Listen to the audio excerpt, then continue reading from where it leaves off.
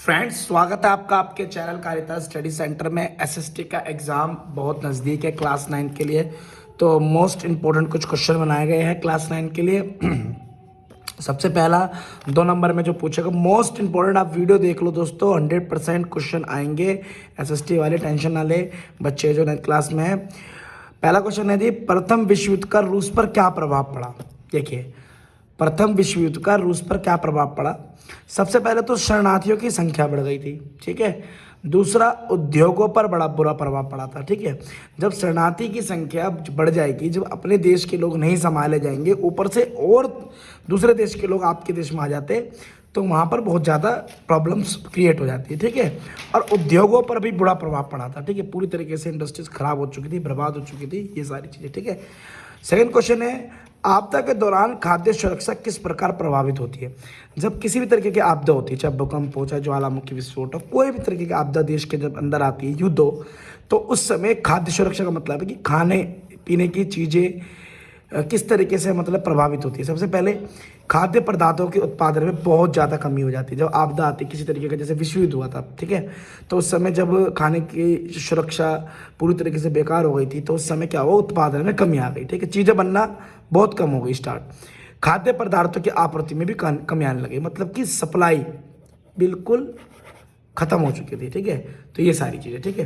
तो 2 क्वेश्चन दोस्तों बहुत इंपॉर्टेंट है, देख लेना जरूर, ठीक है। तीसरा क्वेश्चन है, भारत में खाद्य सुरक्षा के लिए 2 सुझाव दीजिए कि भाई आप अपने फूड सिक्योरिटी कैसे रखोगे, ठीक है। खाने की सुरक्षा कैसे करोगे।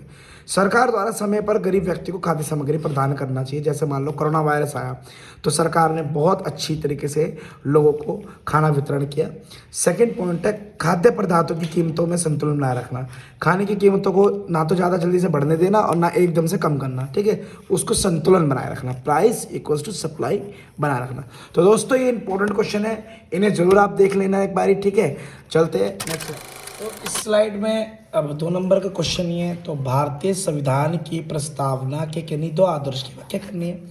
तो भारतीय संविधान की जो प्रस्तावना है, इंट्रोडक्टरी पार्ट है, उसमें 2 आदर्श के बारे में बताया। तो मैंने 2 वर्ड लिए, समानता और स्वतंत्रता, ठीक है। तो समानता के बारे में, कानून के समक्ष सभी समान हैं, कानून के समक्ष सभी लोग समान हैं। ये नहीं कि कोई शाहरुख खान है तो उसके लिए कानून अलग तरीके के होंगे, नहीं। कॉन्स्टिट्यूशन में सभी लोग समान है, उसमें कोई हीरो कोई नागरिक नहीं है, सभी नागरिकों के लिए समान कानून है।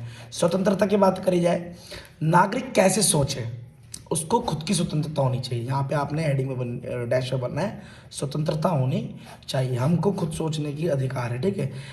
विचारों की अभिव्यक्ति, अगर हमारे विचार अच्छे हैं तो हम अपने विचार को रख सकते हैं, ये भी हम पूरे स्वतंत्रता है इसके लिए। इस पर कोई भी अनुचित पाबंदी नहीं होनी चाहिए। नागरिक कैसे सोचे और विचारों की अभिव्यक्ति पर किसी भी तरीके की पाबंदी नहीं होनी चाहिए, क्योंकि भारतीय संविधान ने हमें स्वतंत्रता की माध्यम दिया है भारतीय संविधान द्वारा, ठीक है। नेक्स्ट क्वेश्चन है, टिप्पणी करना है, ठीक है। सबसे पहले प्रवासन के बारे में थोड़ा चर्चा कर लेते हैं। लोगों का ना एक क्षेत्र होता है जो दूसरे क्षेत्र में चले जाने को प्रवासन कहते हैं। दोबारा से बोलता हूँ, लोगों का एक क्षेत्र से दूसरे क्षेत्र में चले जाना क्या कहलाता है, प्रवासन। इंपॉर्टेंट है, ठीक है। लिंग अनुपात, प्रति 1000 पुरुषों पर महिलाओं की संख्या को डैश में लिंग अनुपात कहते हैं।